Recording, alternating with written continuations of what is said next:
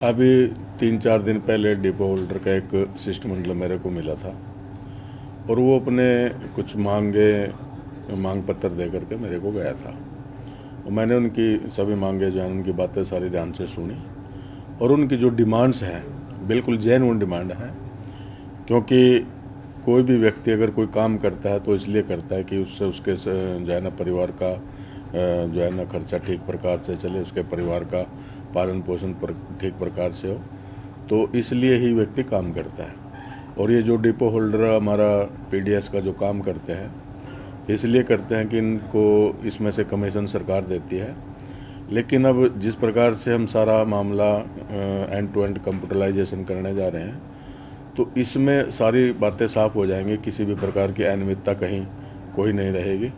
तो उससे इनको ये लग रहा है कि शायद हमारी आमदनी घटेगी और उसके आमदनी घटने से उनको थोड़ी चिंता आने लगी कि हमारा परिवारों का गुजारा किस प्रकार से होगा। अभी हमने पीछे स्टडी किया था, पहले तो हमने उनका कमीशन जो है ना वो बढ़ाया है। पहले 48 रुपये पर क्विंटल था, अब हमने उसको 70 रुपये पर क्विंटल किया है।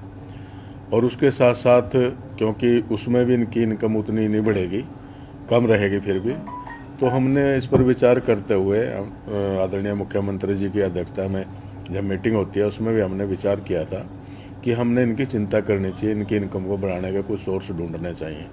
तो उसमें हमने विचार किया था कि इनके द्वारा हम जो बिजली के बिल कलेक्ट करते हैं गाँव से, तो बिजली के बिलों की कलेक्शन भी इनके माध्यम से हम कर सकते हैं गाँव से।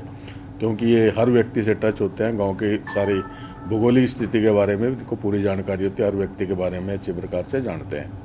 और इनके द्वारा बिजली के बिल की जो कलेक्शन है वो ज़्यादा हो सकती है, परसेंटेज जो है ना, जो आज बिजली के बिल रुक जाते हैं तो उसमें कम रुकेंगे, इनके मार्फत जो है ना वो ज़्यादा हो सकते हैं। इसके साथ साथ सरकार की बहुत सी ऐसी योजनाएं हैं जो गांव तक सरकार को पहुंचानी होती हैं, तो इनके माध्यम से हम वो योजनाएं भी गांव के अंदर जो है ना लागू कर सकते हैं। जैसे बुढ़ापा पेंशन है, अब सरकार ने जो है ना ये ऑनलाइन कर दिया है, पेंशन का जो सारा ये ऑनलाइन बैंकों में जाती है सीधी।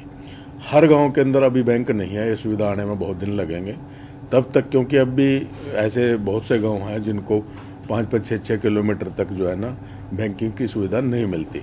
तो ऐसे लोगों को सुविधा देने के लिए हम इनके माध्यम से, क्योंकि इनके पास सारा सिस्टम होगा, ऑनलाइन होगा, तो इनके माध्यम से भी हम ये जो वृद्धावस्था पेंशन है इनके माध्यम से बांटेंगे और इससे सभी लोगों को फायदा भी होगा। गांव के अंदर बुजुर्ग भी होते हैं, बहुत ज़्यादा बुजुर्ग होते हैं, तो वो दूसरी जगह जाने में असमर्थ होते हैं।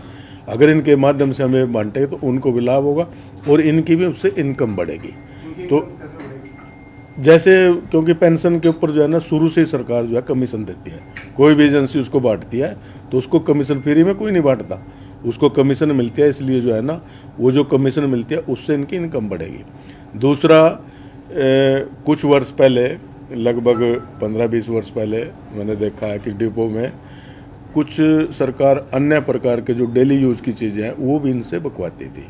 तो हमने विचार किया कि ऐसी भी कमोडिटी जो डेली यूज में काम आती है, चाहे वो पेस्ट है, साबुन है, खाने के तेल हैं, दालें हैं और कई प्रकार की चीज़ें हैं, वो भी अगर हम इनको दें एक डिपार्टमेंटल स्टोर के माध्यम से, इनसे अगर हम काम कराएं तो उसमें इनकी इनकम भी बढ़ेगी और लोगों को फैसिलिटी भी ज़्यादा मिलेगी।